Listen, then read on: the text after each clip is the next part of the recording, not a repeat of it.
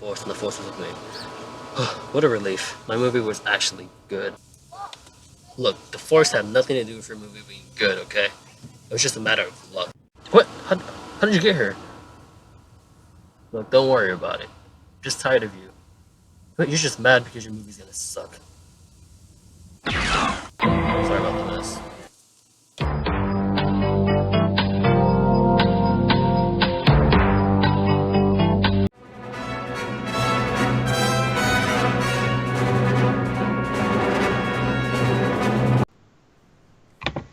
Hey guys, it's Sith Lord 310 here, back with Death Star Radio. We're on a bit of a hiatus because some rebels took the plans, and it was a big thing. My boss, Krennic, was respectfully discharged, but we're back now, episode 3, and we're here to talk about the Star Wars spin-off movies, and today we have two very special guests. First, we have Christina. How y'all doing? And Brian. Hey, what's up, guys? So today we're going to talk about the spin-off movies, everything happening with the Han Solo movie, everything happening with the spin-off movies in general. So let's talk about the elephant in the room, the Han Solo movie, all this drama going on. Brian, what are your initial thoughts on everything that's just going on with this? Anybody who knows me or even watches the Canon library knows that I've been a big cheerleader, if you would, for this movie. A lot of people were saying, we don't need a Han Solo movie, it's going to suck, it's not Harrison Ford, and it's like, we haven't seen crap from it yet, just give it a chance, it's going to be great. So far, everything's been great from Lucasfilm and this new regime. But even I got to look at this and go, man, this isn't good. Like, there's no way to talk your way out of this one. There's no defending this, in my opinion. This sucks. You're that far into principal photography, and then... what happened? Like, really, what happened? Kathleen Kennedy wasn't aware of any of this? Like, what was going on? Like, it's just, it blows my mind, to be completely honest. And this isn't good. Like, I'm still looking forward to the movie, but this is not good. One of two things is going to happen. Either they're going to rush the movie, and it's going to be a pile of crap to get it out by May, or they're going to push this release date back. They're going to have to. Christina, initial thoughts? Well, I'm a little more optimistic than Brian is, apparently. I don't think this is a bad move. I think this, in some ways, something's going to happen as a result. There's not just going to be like, oh yeah, we're going to stay on schedule. Yet again, it depends on how much they have to reshoot, how much do they have to fix. That's what it depends on. I think this is not the first time they've replaced a director mid-movie. They did the same thing in Rogue One. And Rogue One came out, phenomenal. So I have hope that they're making the right decisions and making the right choices, and that when the Han Solo movie does come out in May, it'll be spectacular. Yeah, I share you guys' sentiments, and that's the biggest question is why did it take them so long to realize that the movie wasn't going in the direction that they wanted it to? I believe they're 3 weeks away from finishing principal, and they barely notice. Yeah. And on all these reports that Alden Ehrenreich, the actor for Han Solo, he went up to the producers and said, "Okay, I don't think the directors are working out. I don't think they're doing this in the way that you guys wanted to." What do you guys think about that? About Alden being kind of like the tattletale, if you will? Alden's got this whole movie on his shoulders. If this movie sucks, everybody's going to blame him. Everybody is already looking at, we don't need a new Han Solo, and he's stepping into big shoes. His career is essentially on the line with this role. So if it's not right, it's on him. Whether or not it's the director's fault or not, everybody's going to blame him. Christina? I actually 100% agree with Brian. It is on him because it is such a critical role. It's such a Han Solo is a loved character. I know there's a lot of kids who grew up, they wanted to be Han Solo when they grew up. Just like, some kids grew up wanting to be Luke, but there were kids out there who wanted to grow up to be Han Solo. They wanted to be that smuggler. I play every Star Wars game I can play a smuggler in. I end up playing a smuggler because of my love for Han Solo. So yeah, it's a huge fandom behind Han Solo, behind one character alone. So yeah, they're enormous shoes. They're not just big shoes, they're enormous shoes to fill. And there's really zero room for error. And that's probably why he blew the whistle, because he realized if this goes on the way it is, then my career is shot. I'm in trouble, and I'm the one who's going to take the heat for this. So I think he did the right thing by telling them, "Listen, you guys really need to pay attention to what's going on right now. This isn't working out right." Yeah, I mean, and then just touching on this whole, the whole acting thing about his, the way the movie was going, and then just the way his acting coach was fired. That raises up some flags as well, because especially when they were so close to D23, it's a couple of weeks away. People suspected that was gonna be the big push this year, the Han Solo movie, and then this happens. What's gonna happen now at D23? Are they gonna push Episode 8? Are they gonna announce the next spin-off movie, or what are they gonna do to really put themselves back in the good public view? Christina? Honestly, I think they're still going to push ahead in their previous plans. They're still going to probably promote the hell out of the Han Solo movie, give our first main teaser. It's Disney we're talking about. It's not Disney has, I wouldn't say infinite, but probably the closest you can think of to amount of funds. If any company can make something happen, it's Disney. Mm-hmm. Plain and simple. I mean, they have more revenue than probably any other production company out there. I mean, you see the way they can just buy up a company, just like large companies. I mean, they bought Lucasfilms, they bought Marvel. They can just buy stuff. So if anyone can make it happen and make this keep on time and still be an awesome movie, I think Disney can pull it off. So, Brian, I think D23 this year, they were really going to focus on Han Solo until this happened. And I mean, from what we've heard, a lot of the movie has got these problems. I don't think we're going to get any footage of Han Solo at D23 anymore, like they had planned on doing. We'll probably get the title finally. That would be the best place to do it. We'll get the title.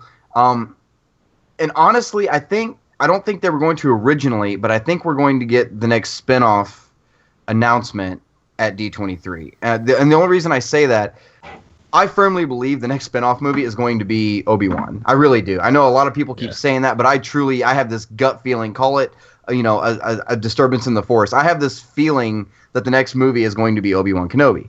And I think they were going to push back announcing that until after Episode 8, because I also firmly believe Ewan McGregor is going to be Obi-Wan in Episode 8. As old Ben as a ghost. And I think they were going to wait until they saw how people reacted to that before they were like, oh, by the way, you like that? Here's an Obi-Wan movie that's coming out.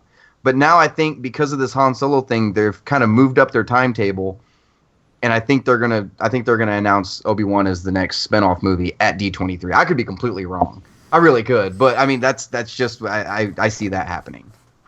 Yeah, I have to agree with Brian more on this one. That I really think they're gonna do whatever they can to get people's mind away from the Han Solo movie. Everything going on with it. Yep. I assume they're probably gonna announce the title, which I still wonder what they're gonna call this movie. I hope it's not nothing like Solo or going Solo. With the DL-44 is the L. Like that would that would be bad. But yet again, remember, to make a trailer, you don't need that much footage either. You really don't. They can scavenge up enough footage, even from the stuff that's already shot, to put together a really good trailer. I mean, look at Rogue One. And most of the stuff that was in Rogue One, was in the trailer, Rogue One wasn't even in the movie. Wasn't even in the film, yeah. So it's not beyond Disney to pull a move like that. So I wouldn't count it. That's why I wouldn't count it out, just from past experience with Disney, that they could release an awesome trailer still, but at the same time, it may be footage that we won't even see in the movie. Yeah. Yeah, I mean, because they did that with Guardians, the first Guardians movie. Yeah. They were only shooting for I think close to 2 weeks. Yeah, 2 weeks. 2 weeks. And then they had a full trailer at San Diego Comic-Con. And then it raises the question as well, what's going to happen? Are they even going to have a presence at San Diego Comic-Con, which is the week after D23? What do you think, Brian? I really don't know, to be honest. I haven't seen any scheduling for San Diego Comic-Con. I would assume they'd be there. They'd almost have to, but I mean, God, that's a good question. I really don't know. Christina? I have a feeling they probably will be. I mean, don't forget, it's a corporation. They have thousands of people working with them. Most likely, would it be the people associated with Star Who'd be doing D23? Probably not. chances are it'll be a different group of people, like promoters or whatever, that will go to, SDCC over that. So I think they will have a presence there, but I don't think it'll be the same people as they'll have at D23. Yeah, I agree. I think Disney's really trying to push D23, their own convention. Mm-hmm. They're really trying to. I mean, we've seen in recent years that Disney as a whole has been slowly breaking away from going to San Diego Comic-Con, and their news and all that. Yeah. So let's move on to the next thing about the Han Solo movie. Directors leave, and we get Ron Howard to step in to finish the movie, we could say. Christina, initial thoughts on Ron Howard directing the movie? I'm actually pretty excited about it. I mean, we got to remember he does have a background in fantasy as well, in fantasy movies. I mean, he directed Willow under George Lucas's, which was also another George Lucas film, and that movie was amazing. So I do think it may, and so he knows exactly what George Lucas expects because he's worked with the man before. And on top of that, as he stated, he's been a huge fan since 1977. So he knows the original trilogy as it was originally presented. He probably saw it in the theaters. So I have hope. Brian? Yeah, I know. I'm right there with you, Christina. It's the biggest thing. At first, they announced that it was going to be Ron Howard. I was like, really, Ron Howard? Like, Opie? Really? Opie's directing Han Solo? Okay. And then I started thinking about it more and more, and I started reading more on it. And they said that he was the veteran director, that was on set now, that was getting the chaos all kind of brought down. He was the calming presence on set, which I think is exactly what they needed. That set had to have been in like mind-blowing chaos. Oh crap, we just lost our bosses. Now what the hell do we do? He's the kind of director that can come in, sit down and watch what they've got so far, take notes, figure out what they need to do, what they need to fix, talk to, he's talking to Lawrence Kasdan like crazy. He's talking to Kathleen Kennedy like crazy. I think this is all right. I think it'll be okay. Did I ever expect Ron Howard to direct a Star Wars film? I never saw that coming, but I'm okay with it. Yeah, I agree with you guys. It's just, like Brian said, it's the calming presence, the director where okay, he knows what he's doing. He's not, he's not straight off a small indie film. He knows how to direct these big tentpole movies. Yeah. But then the other question with, is how much are they actually reshooting? We heard about Rogue One, and we heard that, the initial reports are it was about 60% of the movie. Yeah, he froze. Oh no, not Mario. Just look at that pose, though. I know. Wow. Why is it always freezing when you're making the most awkward face? I don't know. Have you ever noticed that? It's always showing the most awkward face. It looks like Blue Steel from Zoolander. He's like, he really does. That's awesome, Mario. He's gonna look back and watch this and be like, "Oh God." Oh. So I think where he was going with that question is how much of the movie do we think got reshot? That's a good question. Yeah. I mean, Mario's back. Yes, yeah, now he can see if you're right. What was your question? I want to see if I was right. It was the main thing was how much of the movie do you think is gonna be pretty much reshot? How much is Ron Howard actually gonna be able to change the movie? Like, is he because the whole situation with Joss Whedon and Justice League, we know that his direction isn't gonna change much of the movie. The movie is pretty much done. He's just going for post production. Right. So, but this situation is different for Ron Howard. The movie still has actual time to shoot different scenes. So the question is, how much of the movie is Ron Howard going to be able to save if he needs to save that much? Christina? Unfortunately, I can't give an answer on that, but I have a feeling that I would say, if I had to guess, off the top of my head, I'm probably going to say they're probably going to have to reshoot at least 50%. Just from the reports I've been reading and everything else about how much they were trying to do their own little jokes and everything in there, but it's probably going to be a good 50% reshoot. Brian, what do you think? Okay, here's the way I see it going down. I feel like they started off on the right path at the beginning of production, because we heard reports coming out of actors saying, obviously they're going to talk good about the movie, but we heard people saying, Alden's nailing Han Solo. He's really got the essence there of Han Solo. The movie is great. It's going great. This is awesome. And then that was toward the beginning of production. Now that we get to this point, I think this is the way I see it. I think Phil Lord and Christopher Miller got too comfortable doing what they were doing, and they slowly started to do this transition into, hey, let's keep that. That's good. Hey, try that. Why don't you do a little ad-libbing, like. And I think that was when everything kind of went off course. Maybe that would explain why Kathy didn't really step in at first until, closer to the end. If that's the case, and they were 3 weeks away from shooting in a 5-month shoot, they could probably use, I'm going to guess, 50-60% of what they've already got. And I mean, that's a little optimistic, but even if that's the case, Ron Howard's only really got to come in and reshoot, 30-40%. Maybe 50%. So are we going to be able to tell the difference who shot what film or what scene? I don't know. I have no idea. But is it going to change the story of the movie? Possibly. It really could, But, I mean, Kathy, from what I heard, Kathy was upset because they weren't sticking to the script and they weren't sticking to the story they had written. So I don't think the story's going to change a whole lot. I think where it was going is going to get backed up and rerouted to where it was supposed to go. That's really what I think. What I think is going on. But yeah, that's a good point. That pretty much, you hit the nail on the head. That's, it's kind of like when you're supposed to be doing something, like you're supposed to be doing your homework, right? And then your mom's just there watching you, so of course you're doing it. And then when she leaves, you start to slack off, do other things. That's kind of what I think happened, Yep. Kathleen, she was there the first couple of days, I'm pretty sure, of shooting to see how it went. And then once she saw that, they're okay, she probably went back to Lucasfilm to work on Episode 8 stuff, Yeah. So that's a big thing. Now, the other big question is, this is the second time that the spin-off films for Star Wars have had this much bad, publicity, Mm-hmm. Bad things happen, all this thing about reshoots. Is Lucasfilm in trouble with the spin-off films? Do they need a course direction? Do they really need to, reestablish what they're doing? Or is it just, they're getting the bad luck? Is it, their fault, or is it just the fact of who they choose? Christina, what do you think?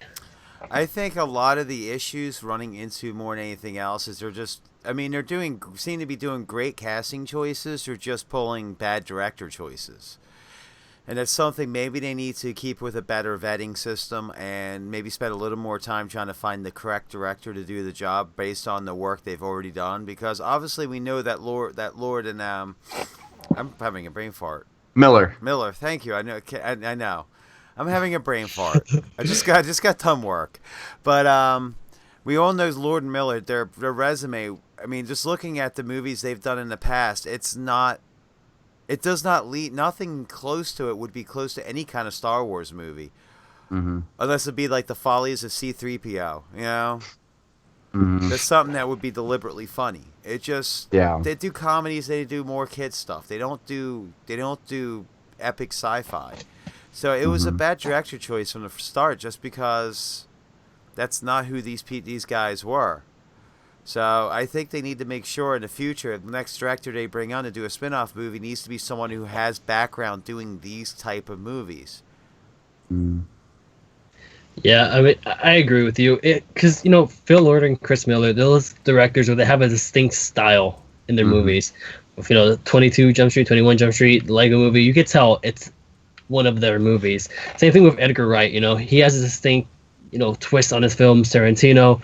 And that's why I think certain directors don't fit well under these big studio movies, because they don't like giving in and having to, give to the studio's demands. They want to make their own movie. That's, I think, my biggest thing is that why the directing choice didn't work. They didn't want to make this, this more serious, more sci-fi film. They wanted to make a comedy. And like some people said, it was Ace Ventura in space. Yeah. Brian? It was Space Ventura. Spaceballs, Part 2. Here's the thing with the spin-off films. Any Star Wars movie we've ever gotten was an episodic film. And it followed the Skywalker saga. And we're still getting those. That's episodes 8 and 9 coming.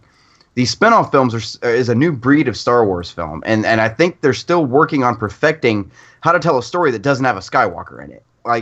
Because we're so attached to the Skywalkers. They're already fighting an uphill battle with these standalones as it is.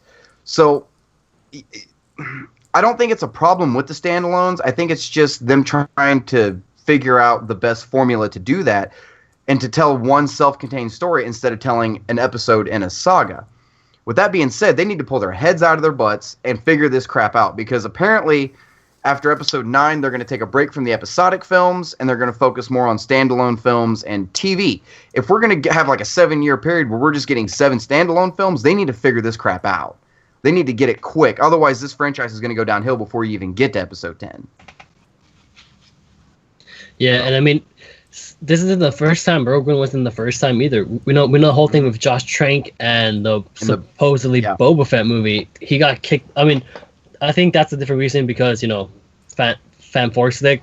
That's probably why he got kicked out. But still, don't be DC. Don't go and announce something, 10 years ahead. And then when it comes to, actually shooting and actually making the movie, start pulling things, start changing things last minute. It just makes you look like, you didn't actually have a game plan. Keep it to yourself. You don't have to announce everything. We know something's coming. And with this we have the 3rd spin-off movie coming. The highly speculated thing is the Obi-Wan movie. And the question is, who do they pick to direct the Kenobi movie? Christina, what do you think? Well, here, let me get a clarification question. Who did they pick? Who they should have picked? Who they should pick.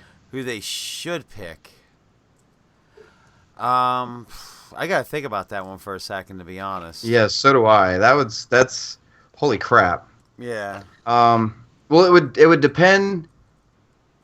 You know what would actually be kind of interesting, considering the friendship, and I'll just put this out there. You're probably about to say the same one I'm getting ready to say. Bringing in Spielberg to do it. That's exactly what I was going to say. Because, Lucas and Spielberg have been friends forever. In fact, I think Spielberg's still losing money on that bet. So... Yeah, no, I think, because, it's going to be Obi-Wan on Tatooine in between. Ewan's the perfect age right now to do it, and, it would fit.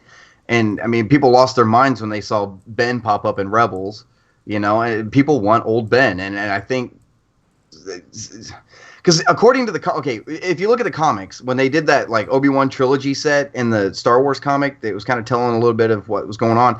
He had crap going on, He really did. He was fighting bounty hunters. Jabba sent all of his best men after Obi-Wan. Obi-Wan killed all of them.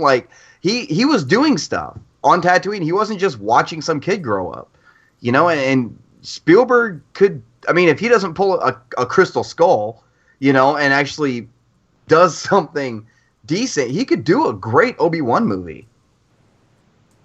Yeah, and the big director that everyone's pointing to for the Kenobi movie is James Mangold, the director of Logan and the Wolverine. Ooh. That's what everyone's really speculating. What do you guys think if he was to direct this movie? Mother F-bomb, yes. Because the thing with this Obi-Wan movie is, you've seen what happened with Rogue One and Han Solo. They've already said they're doing a 3rd standalone, so they're pretty much locked in to do it. How do you get people's faith back on these standalone films, even if Han Solo is great? You announce a big-name director who has a serious hit under his belt to do the last one, somebody that everybody can put their faith in, and holy crap, I didn't even think of him. That'd be awesome. You know who else as well, while I'm thinking about it? Another giant-name director has made a couple of really epic movies, James Cameron. I think he could pull it, too, because look at Avatar. Avatar was a very serious look. It was very in-depth. Yeah. I know some people say they don't like it, but... as a whole, the movie's incredible, so I think he could pull it off as well. And he's that huge name. He did Aliens. He did, Avatar, Titanic. He's done, which are massive movies. So he's going to be really busy though with Avatars 2, 3, 4, and 5. About that time, he's going to be. If he ever gets those off the ground, he's been talking about doing them for the last. Well, two's in production as far as I know. It's supposed to release next year. But they're shooting 2, 3, 4, and 5 back to back. From what I've heard, so it's 2, 3, and 4, not 5. Sorry, 2, 3, and 4. I guess they're shooting them all back to back. So I don't know. That would be really cool though. What if we have another council meeting in episode 8? Like a Supreme Court thing, and then we have, what are they called? The Na'vi. Oh, the Na'vi alien race. Yeah, Na'vi. You have them in one of the little circle things. They're just there. That would be awesome to link that, because they did that with the ET universe in episode 2, I think it was, or episode 1. Episode 1, yeah. where they had the two ETs, which inadvertently made the ETs canon in the Star Wars universe, which And it also in turn linked made Earth canon yeah. in the Star Wars universe Yeah. because ET showed up on Earth. So it's kind of That's why in E.T., when they're going trick-or-treating and E.T. sees the kid dressed as Yoda, he's like, he knows Yoda, you know? Like, that's why. And also, that your ET was probably Force sensitive, why he could heal. The glowy finger. yeah, I've seen Think those about things. it. Ouch. Like, I wouldn't mind seeing E.T. with a lightsaber. That'd be kind of badass. He's got them long arms. He's got some great reach. Yeah. E.T., the Forgotten Jedi. Next 5-issue run, right there, Marvel. Print it. Make it happen. E.T.'s the Last Jedi. Oh, there we go. Spoiler. E.T. is Snoke. Actually, what do you guys think about that theory that Snoke is actually Mace Windu? No. I know, I'm not buying it either. But Pablo it's like, Hidalgo already came out and said Snoke's not human. So, No. no. Please, God, no. but yeah, to be an ET, that would be freaking hysterical. What do you have to say for yourself, Snoke? Ouch. Phone home. Oh, God. Oh, anyway. Oh, my God. Going back to topic. So, Yeah. Christina, James Mangold, director of Logan. What would you think if he directed the Kenobi movie? I'm down. To try not to flip out like Brian nearly did there, but yeah, I would back that 100%. Logan's incredible. Like everything Logan's an incredible movie. There, like a lot of stuff he's done is really good and too incredible. So yeah, I would be behind that 100%. Yeah.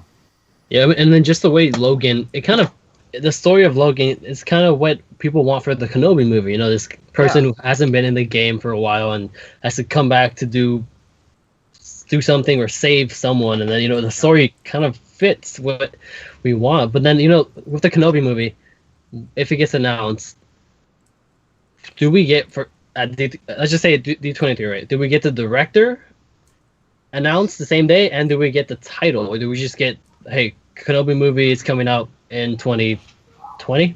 I think it would just be the announcement of the movie. I really do. They've already made their decision on what it's going to be. They're probably looking for a director right now. We just don't know about it. They might even have a director for all we know. But I don't think... See, that's going to be what, 2020? 2021, So, is it? I thought it was 2020. This is 17. We get 8. Oh, yeah, right. Yeah, you're So right. it would be 2020. We're still 3 years out. They won't even start production on this thing for another year.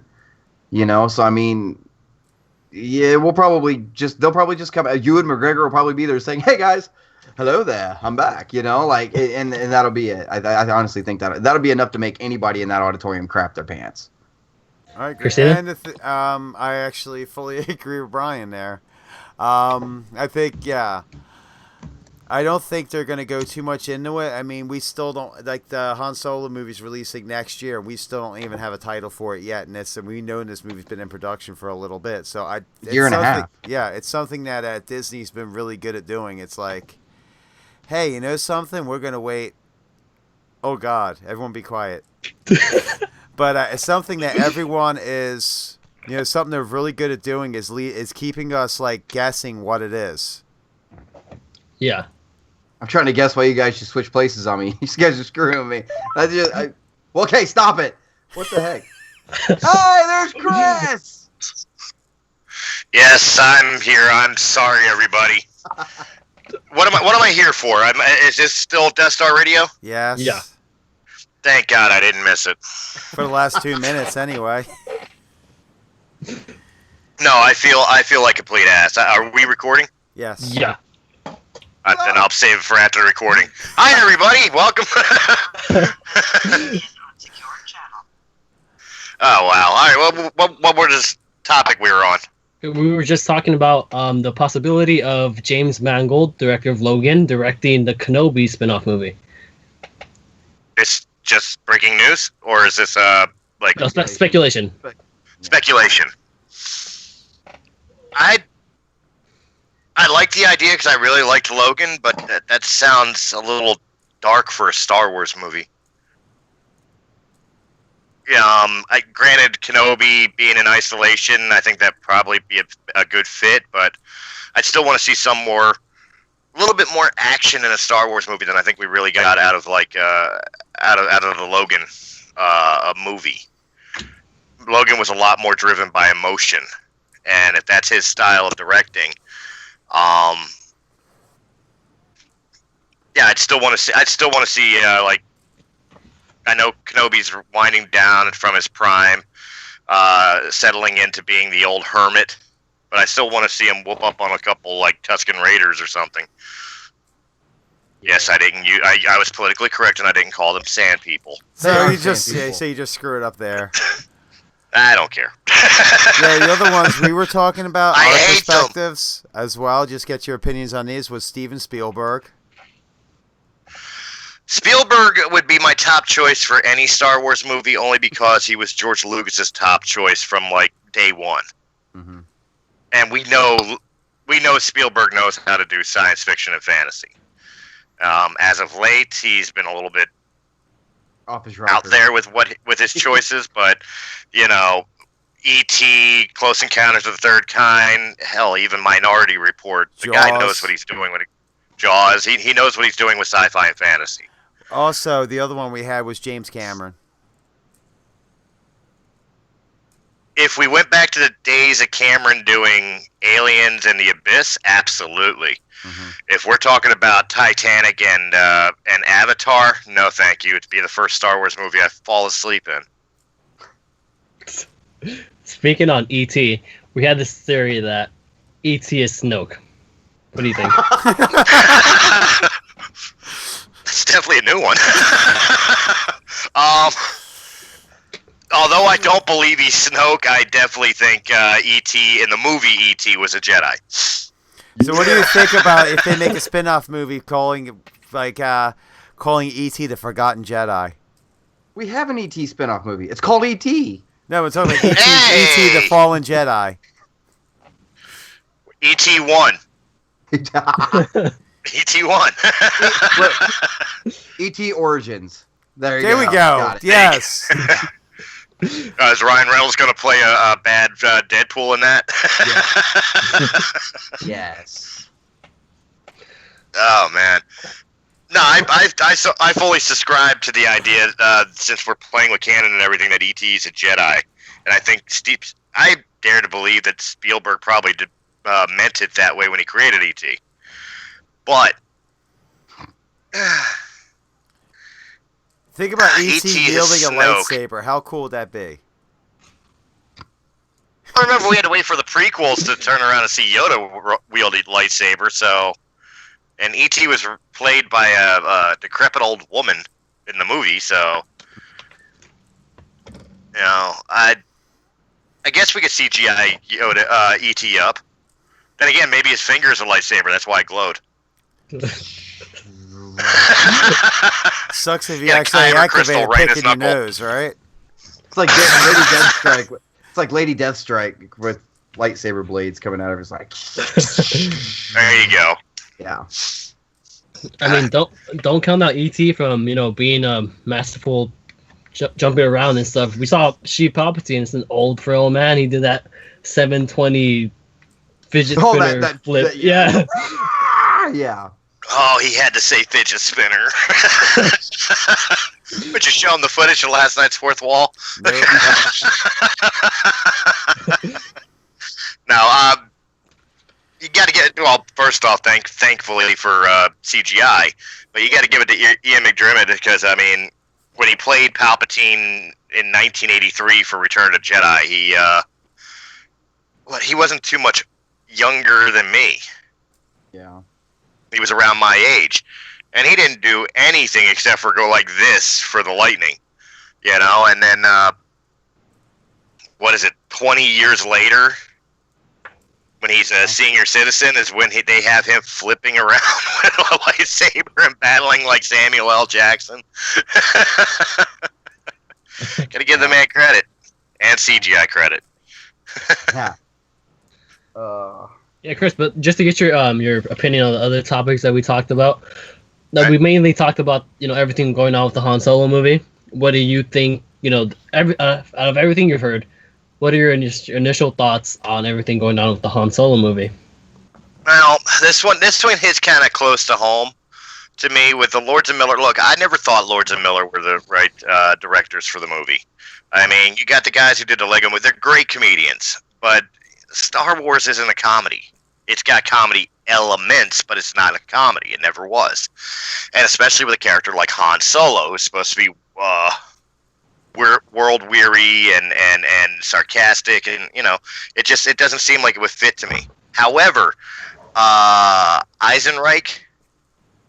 Aldenreich, thank you. Yeah. Aldenreich, it being reported that he kind of blew the whistle on Lords and Miller being basically telling Larry Kasdan to kiss their ass, they're going to do it their way.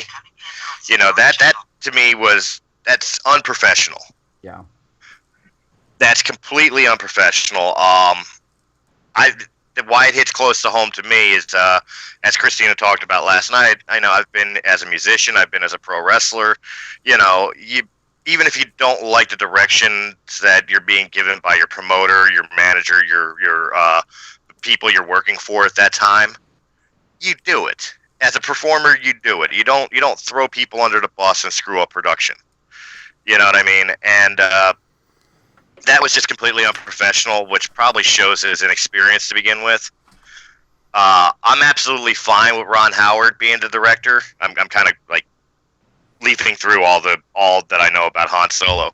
I'm fine with Ron Howard being a director. Like I said before, at first I was against it because I'm like, Opie's going to direct the Star Wars movie, and then I thought about it. It's like, well, he's done Cocoon, and he's done Willow. He knows sci-fi fantasy, and he's known George Lucas since before the conception of Star Wars. He knew the conception of Star Wars before Star Wars ever came to film. If anybody could probably do it and do it right, would be Ron Howard. So I was absolutely, once I talked myself into it, I was absolutely fine with Ron Howard. The final thing is Aaron Reich needing an acting coach. This far into the movie, you now decide that your lead star is not good enough to play Han Solo. This has me worried. Mm-hmm. They started recording this, back in January? Principal photography, you supposedly had 3 weeks left of principal photography before you go into post and then, the reshoots and stuff like that. And basically you're telling me that everything he's done is garbage? And I'm supposed to not worry about this movie. Now, I was never, 100% on board with Aaron Reich playing Han. I don't remember the other characters that were listed before he was picked, but there was two of them I can remember off the top of my head that looked more like a young Harrison Ford, and I felt like could have probably gotten away with the actions and the acting chops of a Han Solo than Aaron Reich. But it's like, okay, I trust Disney. They probably did something. They saw something I didn't. I'm not the one doing the casting calls. Now you're telling me you're damn near ready to fire this guy because he's not following direction and he's not nailing the character. Why'd you hire him? Mm-hmm. Plus, if he's a bad actor and he's a whistleblower, why is he still on the production? That's my thoughts. I wasn't worried about Han Solo until the Aaron Reich needing an acting coach to play Han Solo this late in the game. And the next thing was, with everything that happened with Rogue One, the director Edward, him not following what Lucasfilm wanted, and then them supposedly reshooting 60% of the movie, and then everything happened with the Han Solo movie, and then what happened with the supposed Boba Fett movie, and Josh Trank getting kicked off of that. Do you think the spin-off films are in trouble? Rogue One was a good decision, and from what I understand, Garrett Edwards was very much a team player, and majority of his reshoot, the 60% reshoot, was also ordered by Lucasfilm itself because of the film being too dark. It went a little too, Saving Private Ryan into the depths, reality of war type movie. Plus, they wanted to add Darth Vader in. That was kind of their marketing ploy. So a lot of the reshoots of Rogue One, I could forgive. Mhm. and I can't really put the blame on Gareth Edwards for. Han Solo and Boba Fett. First off, these are two movies that we absolutely do not need, and I've stated that from gate. Am I a Star Wars fan? Absolutely. But we don't need these movies. These are fan service movies, and they seem to be like causing a lot of conflict and issue just to quick cash grab by Disney. Now we're trying to cash in on the fact that we've already made our money back in Rogue One and Episode 7 of buying the franchise. Now let's make as much money out of it as we can. So let's do this and let's do that. Because people like Boba Fett and people like Han Solo. So they'll come to the movie because it's got Han Solo and Boba Fett. No, it seems like it's going to be more trouble than it's worth, and I hate to say it. If they don't get it on track, it's going to be not the killer of Star Wars, but it'll be the killer of the spinoffs. And I'd really hate to see that, because I think the spinoff idea, back when it was an anthology, not a stupid Star Wars story, I thought the anthology was a great idea to tell other stories within the universe. But to me, the universe goes all the way back from the Old Republic to what the hell happened in the 30 years between Jedi and The Force Awakens. Yeah. You have more area to play in. Why are we playing with established characters that you're not going to do right? Back in that small little time frame of just before the rebellion and just after the end of the Clone Wars. Let's expand beyond that. I mean, to play off of what Chris is saying as well, one thing I would say is I think they would do better going forward than keep just doing, like Chris says, it is fan service. I don't disagree with that. Is to start following some of the now Legend series books. Start bringing some of them into canon, because some of those stories are amazing. Like the whole X-Wing series is an amazing series, and that would make, what, 5-6 movies easily? I mean, right there, you can do that. Especially, you just had Rogue One. So why couldn't you do Rogue Squadron, which was the first book, right after that? Because at this point, Rogue One was birthed when they stole the Lambda cargo shuttle.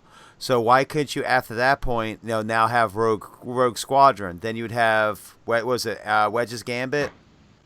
Or Big's Gambit? And then follow that series after that and just make those books into canon. And then go with another book series. Like, just start taking these, like, maybe the Thrawn series, make that into movies. You couldn't do Thrawn. You couldn't do Thrawn because they put him out of his time with Star Wars Rebels. Yeah. Okay, okay, it's true. I'm just saying, for example, we don't know if Rebels is going to end with Thrawn dying. If Thrawn's still alive, Galactic Empire. If Thrawn's still alive during the Galactic Empire, then maybe you could do the Thrawn series. But I can bet money he's surviving all the way through. I think I really, not to get off topic, but I really think he has a lot to do with getting the First Order organized. I really do. But I really. Thrawn is. But to get back on topic, I think that's how they're going to save the spinoffs. I mean, I think they'll be. I mean, the story's already written. The books have been written for years. The stories are already there. It's just a matter of them taking it, studying it, turning it into a script, and turning it into a movie. So, I think that's the way they should think about moving towards as well. Okay, so as we're about to close the show, I'm going to ask the panel each just one question before we go off. What Star Wars spin-off movie would you love to have? If you can make anyone and make it be the best movie ever. For me, it's still Palpatine / not Snoke, Plagueis movie. Make it, like the book, the Darth Plagueis book. That's exactly what I would want in a Star Wars spin-off movie. It expands in the prequel era, give us something new and gives us, backstory that we actually are interested in. It's not a character that we don't care about, and it's not a character that we know too much about. Who wants to go first? I will. I'll go. Okay. Slade first. You know what I really would love to see is a Revan movie. Bring Revan and his whole story about falling to the dark side, being corrupted by the Emperor, and then coming back to the light side, the Lark side. Yeah, I could speak. I'm a podcaster. But yeah, and then it's the story of Revan, because that's an incredible. Anyone who's actually read the story of Revan, it's an amazing story. And it's something to be Really is. And it would just be, I think it would make an awesome movie. Who would you cast? Oh, that's the hard part. Who would That play is the Revan? hard part. I'm not even Well, first sure on off, that. first off, you'd probably never see his face Yeah. because of the mask.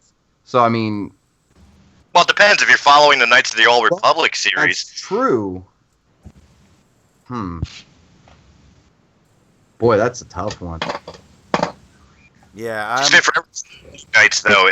Correct me if I'm wrong. You made Revan look the way you wanted Revan to look. It's not that you just chose male or female. Well, they did say Revan was male. yeah, Revan was male.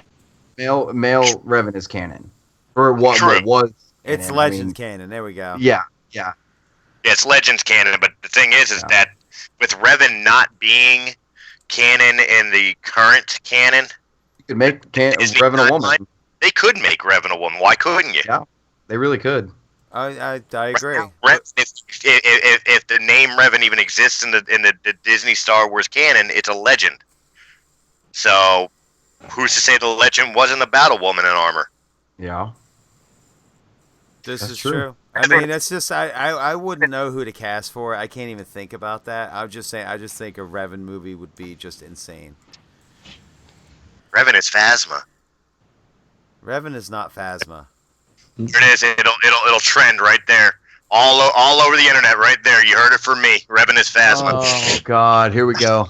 Here we go with his made up theories. I start seeing memes. I'm calling you. Right? Can't go too much. I wound up in one article about my theory of who Rey's parents are. I'm probably completely rocker, but I have made an article, so I mean, hey, you know. Chris, what do you think? Revan's a good one. I've got two. One is simply based on like that meme I've seen going around Facebook where it's like hit a smiley face if you want to see Revan and hit a crying face if you want to see a young Yoda or whatever, which absolutely not. No Yoda. No. Story. I don't want to know his story. Lucas purposely left him ambiguous. Yoda should be ambiguous. Mm-hmm. You know, but let's not ruin the mystique of the most powerful Jedi ever. You know, if Disney continues the course that they would do based on this meme, I would want to delve more into the time of Vader first rising as Darth Vader, with the Galactic Empire realizing that he's not just Palpatine's lapdog and gaining the respect and fear of the Imperial Navy and reforming his 501st Legion and stuff of that nature, and finally seeing him hunt down the rest of the damn Jedi. See, that's actually a really cool idea because, like, even in the books so far, like Lords of the Sith, the way that happened, like, really a few years after Revenge of the Sith, and he was still dealing with Anakin Skywalker and Vader in the same head. There were still elements of Anakin there that he was trying to kill off. Oh yeah, So, I he mean, was suffering the loss of Padme and everything else. Yeah, that would be an awesome character development. it would. Film. And I'm sorry, Rogue One wet our whistle with finally seeing that Darth Vader we've heard about for 40 years with that hallway scene. I want more of that. It's like a drug. I want more of that. But if Disney were to do things my way, my actual choice would be give me the guy who played the Winter Soldier as a young Luke Skywalker building his Jedi Academy. That'd be cool. And then show me it burned to the ground from the First Order and the Knights of Ren. That's what I really want to see from a spinoff. I know my choices are still tying into the Skywalkers, but these are things you've left unanswered. I want to see these things happen. Maybe you will in the main three. Maybe they'll have flashbacks and bring it in. Maybe. That's possible. Yeah. Brian? So anybody who knows me or has known me for long enough knows that my favorite EU trilogy ever was the Darth Bane trilogy. That series of books was freaking phenomenal. I mean, it's hard to write. It's hard to write a book about a bad guy that you root for, and they did it. Like that series was awesome.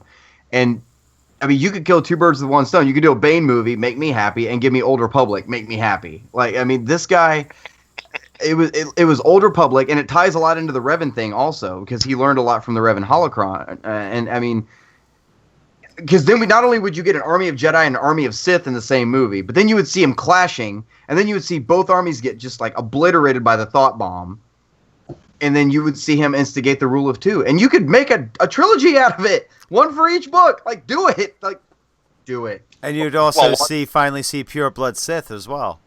Yeah, I mean that. Oh my God, that'd be freaking phenomenal. I mean that would. I mean, Bane is already canon.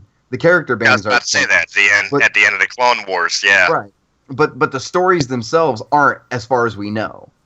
You know, I mean, you could that'd be freaking cool. It really would.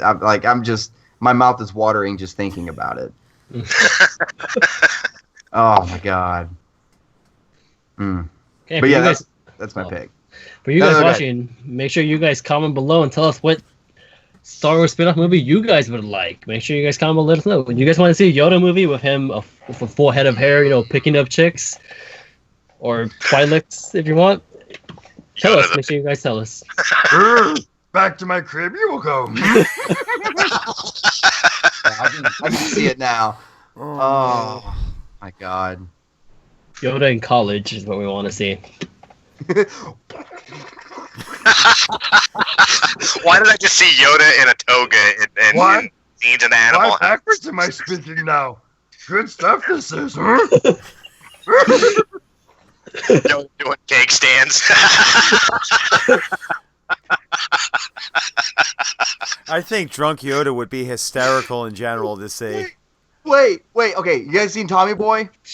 Yeah. You know when he's in college and he's doing the keg stand and then he falls onto the table, Yoda. Make that Yoda, that same scene, but take Tommy Boy out and put Yoda in it. That's all you need. You want to buy some death sticks? Yes, I will. Actually, free you will give me. Next time will be.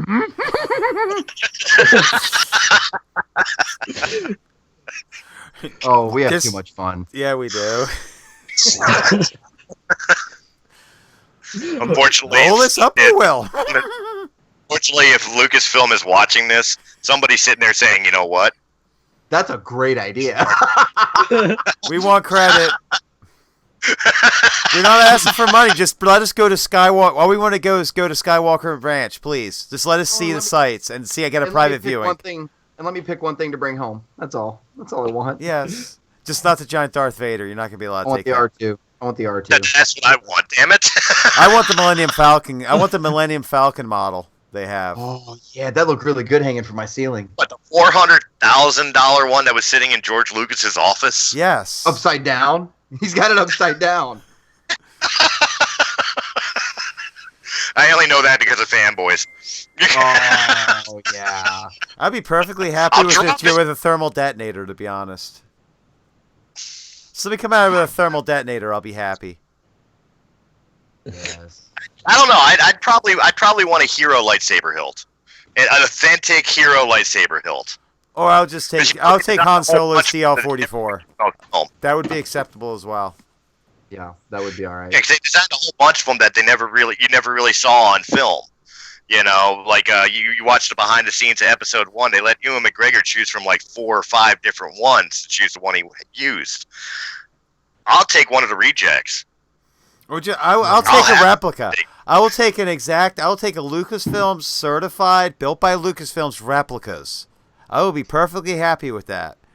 With the little Lucasfilm stamp in the back of it saying this is a replica. I would be perfectly happy with that. Guys, you realize we're talking about Lucasfilm rewarding us for talking about Yoda getting blitzed. You guys realize that, right? I mean... Yeah, but on the hilt of mine, I want WAMF. White as fuck.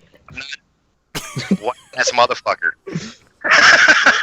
Because I'm not a badass motherfucker. I can't be Samuel L., so I'll be white ass motherfucker. Right. Alrighty, this is getting off track. Yes. Okay, so thank you guys for watching. Hope you guys enjoyed. Christina, where can the people find you? You can find me on my channel, which is That Trans Geek Girl. You can also find me on War of the Stars through Realm of the Mist, as well as Breaking the Fourth Wall, which is also through Realm of the Mist. You can also find me on Press A Gaming, which is another Realm of the Mist production. Which I will link the channel below. To break it down, we can find you on a whole bunch of shit on Realm of the Mist. Pretty much. If it's Realm of the Mist, I got my hand in it somewhere. Again, Chris? we go back to the Yoda jokes. And you thought can Chris find was me on- talking by himself.